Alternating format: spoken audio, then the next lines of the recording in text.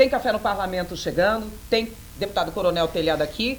E eu falei para ele, só um adendo aqui antes da gente começar realmente o programa, deputado. Eu falei assim, olha, ele perguntou quanto tempo é que a gente tem aqui para conversar. Eu falei assim, o tempo do café não esfriar. Só que o deputado só está tomando um dedo. Ah, não, eu já falei, eu tomo pouco café porque cada vez que eu vou tomar o café, eu tomo um golinho assim, porque se aí no final do dia eu tomei uma xícara, uma xicrinha. Se eu tomar uma xícara cada vez que me convidarem para tomar um café, no final do dia eu tomei um bule. E o café acaba com o estômago da gente, né? Vamos dizer a verdade. Aí não dá, né? Aí não tem dá, que dar uma maneirada. Então, olha, o papo aqui é o tempo do café não esfriar Com ou 2 minutos. terminar, 2 minutinhos. Não, mas o papo aqui, na verdade, primeiro, obrigada por voltar aqui com a gente. Obrigado pelo convite. Prazer enorme.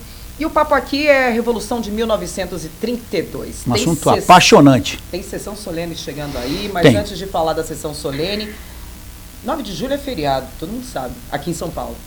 Mas ninguém sabe o conteúdo, né? 9 de julho é uma das datas mais importantes no calendário da história paulista. A Revolução de 32, ela mudou a história de São Paulo e do Brasil. Mas, infelizmente, nós brasileiros não valorizamos as coisas que devem ser valorizadas. Nós não temos conhecimento histórico. A Revolução de 32, ela teve tantas consequências que influenciam até hoje na nossa vida. Por exemplo, vocês, mulheres, votam por causa da Revolução de 32. Porque muita gente pergunta, mas por que vocês comemoram a Revolução de 32 se São Paulo perdeu? Verdade. São Paulo foi derrotado nas armas, mas nas ideias São Paulo venceu.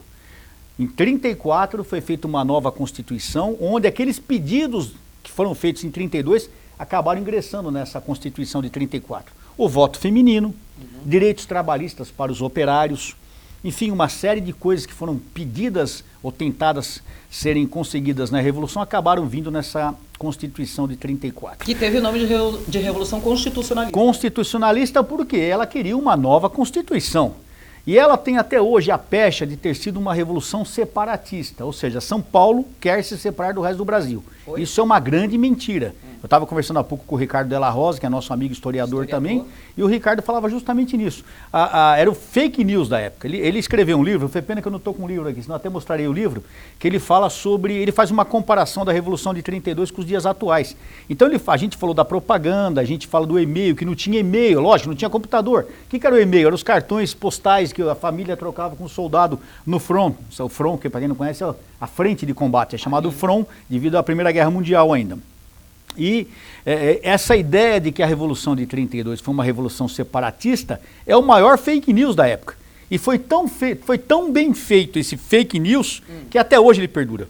Quando você fala em 32, a primeira coisa é uma revolução separatista. Ao contrário.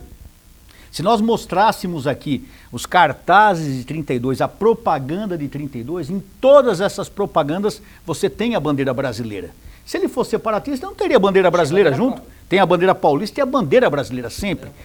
O lema do Brasão de São Paulo hoje é pró-Brasília fiant eximia. Nós pelo Brasil faremos grandes coisas. E sempre, tanto que esse brasão que nós temos aqui no plenário foi criado em 32.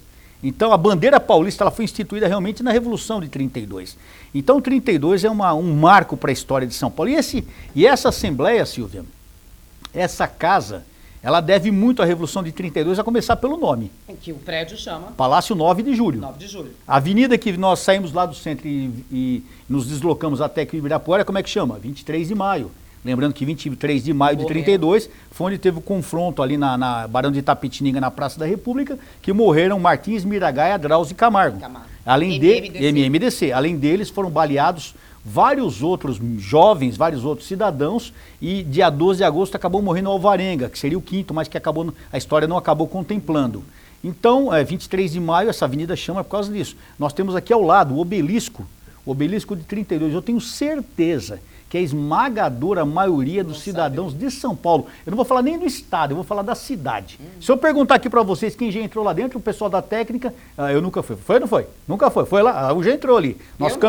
Você nunca foi? Que ver? O nosso cameraman foi. Então, dentro do obelisco, um dia nós precisamos fazer um programa no obelisco. Bora. Eu vou explicar para vocês, o obelisco, tudo que é feito lá dentro, tudo tem um significado. A começar pela escada. Quantos degraus tem a escada? 9. 9 de julho. Então tudo ali tem um significado, é muito legal. É muito legal. Não é à toa. Não é à toa. Então, tudo aqui no Ibirapuera lembra 32. A gente aqui na cidade de São Paulo tem várias ruas e avenidas aí, inclusive relembrando esse momento da nossa data, né? Aqui, 23 de maio, como você estava falando. O centro aqui, né? Essa região do Ibirapuera tem a 23 de maio, que é o dia que o Martins Miragaia e Drauzio Camargo foram mortos. MMDC. Aqui a avenida, aqui o Ibirapuera todo, nós temos Pedro de Toledo, temos várias ruas relacionadas a... Não só aqui, né? Nós temos a rua MMDC também ali no lado ali perto do Jockey. Nós temos várias ruas no centro de São Paulo, viaduto 9 de julho, o túnel 9 de julho e por aí vai, né? Palácio 9 de julho. Então, o 32 ele tem uma presença marcante na história de São Paulo. A gente é muito triste o paulista, o paulistano e o paulista não conhecerem a história da Revolução. A gente estava falando aqui do lado também o obelisco. Também o obelisco. Todo mundo sabe onde é que é o obelisco do Ibirapuera. É incrível, pode até saber porque passa em frente, mas eu tenho certeza que a grande maioria não sabe o que é o obelisco. Eu estava conversando com o nosso cameraman aqui, pelo jeito da equipe, ele é o único que você mesmo não conhece. Não conheço. Nunca entrou lá e trabalha vergonhosamente. Lá. Dentro do obelisco nós temos todos os mortos que foram resgatados, os restos mortais dos que lutaram na Revolução. Não quer dizer que eles foram enterrados lá. Tá. Eles estavam enterrados em vários cemitérios e os restos mortais, o que é resto? As ossadas, foram trazidas para cá. Então, a grande, mas esmagadora maioria dos paulistas que morreram, paulistas e cidadãos que lutavam por São Paulo. Lembrando que não era só paulista que estava no Exército Paulista. Nós tínhamos cidadãos de outros estados, tínhamos estrangeiros lutando. Então, muitos desses estão sepultados ou guardados seus restos mortais aí no mausoléu. Lembrando que esse mausoléu é o segundo mausoléu em tamanho do mundo. O primeiro é Vale de Los Caídos, na Espanha, onde Franco está enterrado. E o segundo maior mausoléu do mundo é esse mausoléu. Nossa, aqui. Só para lembrar, em 1930, Getúlio Vargas, através de um golpe, virou presidente do Brasil. Por que 32? Demorou 2 anos para São Paulo se manifestar? Não demorou nada, né, velho? Porque ele toma o poder dia 3 de outubro de 1930. Então, foi menos de 1 ano e meio depois, porque a Revolução... Antes de começar em julho, já vinha uma série de adventos, uma série de problemas, já vinham inflamando a população. O mesmo povo que o levou nos ombros, gritando parabéns pela sua vitória, foi o mesmo povo que depois que passar ele em armas, né? Isso é normal, até hoje a política é assim, né? Hoje o pessoal te aplaude e amanhã o pessoal te vai, é normal isso. Comandar o povo não é fácil. E o Getúlio acabou sendo um ditador, tanto que o regime dele começa em 30 e acaba em 45. Foram 15 anos de um regime autoritário. E o povo de São Paulo começou a se desgostar por uma série de fatores. Um deles foi colocado um interventor aqui, o tenente... Ai, meu Deus. Antônio... Me fugiu o nome do tenente, que era interventor, que foi colocado como governador. Homem do Getúlio, ele que falou, vai governar São Paulo. O comandante da Força Pública, o secretário de Segurança Pública, foi colocado o general Miguel Costa, que é o mesmo que em 24 lutou contra a Força Pública e fugiu depois com a coluna Prestes Miguel Costa. Então aquele cara que era traidor, que lutou contra a gente, de repente ele volta como nosso comandante. Então isso foi causando um mal-estar, não só na Força Pública, mas em toda a população. Uma série de problemas foram causando o descontentamento do povo. Começam as greves, começam os discursos, os estudantes inflamados, tal, até que culmina no dia 9 de julho com o estopim da Revolução de 32. Aí todo mundo botou a boca no trombone. O interessante da Revolução de 32 é que ela não só não foi uma revolução separatista, como eu falei, como ela não foi, como muita gente quer dizer, uma revolução das elites, uma revolução elitista. Que também tem esse cunho. Outro absurdo, outro fake news. Porque quem estuda história, a pessoa não estuda os fatos, é gozado, vocês querem aplicar ideologia na história. A Revolução de 32, ela foi uma revolução de todas as classes sociais. Nós tínhamos a elite, nós tínhamos os estudantes e nós tivemos até mendigos lutando, morrendo em combate. Se você pegar o livro Cruzes Paulistas, é pena que eu não trouxe, eu devia ter trazido o livro Cruzes, tá na minha mesa. Um dia, se quiser, eu te mostro. O livro Cruzes Paulistas é um livro que traz mais ou menos a biografia de todos os homens do Exército Paulista que morreram em 32. Tem mais ou menos umas 600 biografias lá, mas se calcula em 900 mortos do lado de São Paulo.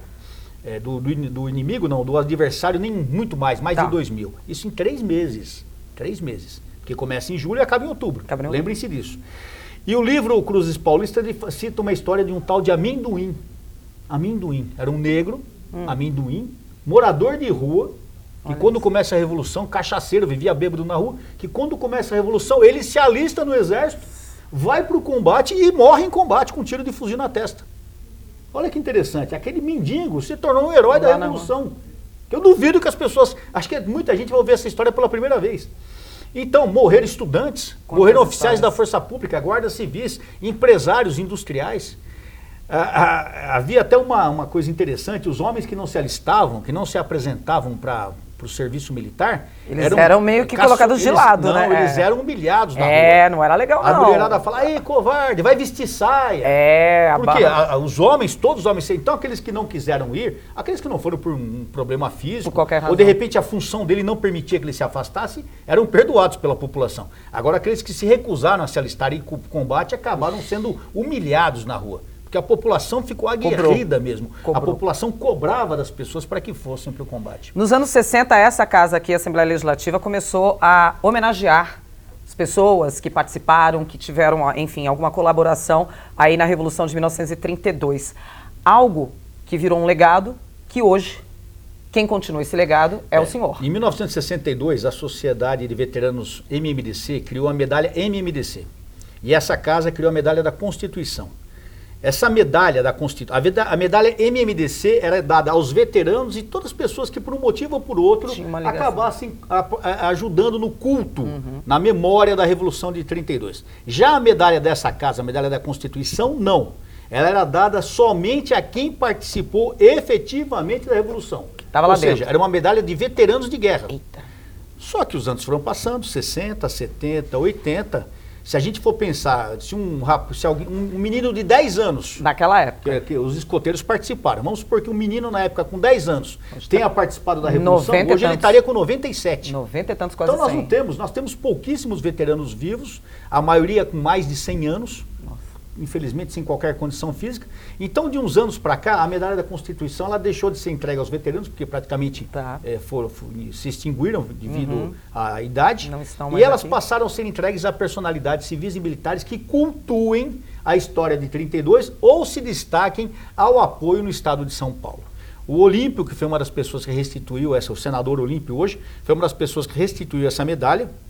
Ele passou a ser o presidente da comissão da medalha e com a saída dele eu assumi essa função. Então no próximo dia 9 de julho, às 12 horas. Sessão solene aqui na casa. Nós iremos primeiro às 9 horas para o desfile. Que horas que vai ser a sessão solene? Meio-dia. Então meio-dia, um horário atípico. Não, eu quero convidar o pessoal mais cedo. 9 horas no Obelisco. Aqui na frente. Para ver o desfile militar, aqui na frente, para ver o desfile cívico-militar. E meio-dia aqui nessa casa, a sessão solene. Eu estarei presidindo, possivelmente eu venho até fardado já para lembrar a nossa força pública. Muito bom. 9 de julho, a meio-dia, a sessão em memória à Revolução de 32 e entrega da medalha da Constituição. Vai estar aqui, vai ter uma sequência de nomes aqui, grandes nomes aqui, para mais de 20 pessoas. 50 pessoas. 50 pessoas. Dá para elencar um ou outro que vai vir aqui, que você se lembra? Se eu sei que são muitas pessoas. Nós teremos muitos oficiais generais. Tá.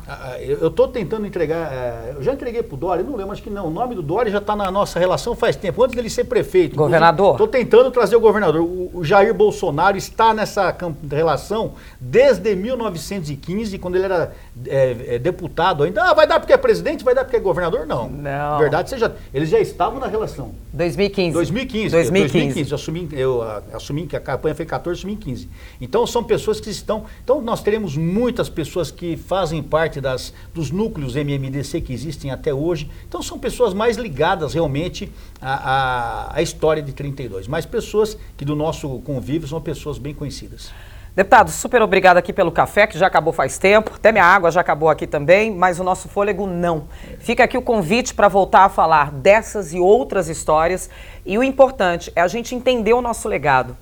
De onde viemos, quem somos agora para onde vamos. Mas isso é filosofia, né? Mas viemos, quem somos, para onde vamos. Mas é importante a gente saber quem é. Existe uma máxima em quem estuda história que fala o seguinte: quem não conhece a sua história está condenado a cometer os mesmos erros do passado. Então nós temos que estudar a história, nós temos que conhecer. Assim. E o que eu falei, a história de 32 ela é muito atual. Ela não só influencia a nossa vida hoje, como os motivos, aquelas coisas que aconteceram em 32 continuam acontecendo na política, a insatisfação. A 32 deve ser para lembrar todos os políticos que o povo tem força sim O Estado tem força. E quando o povo resolve se rebelar, o negócio fica ruim.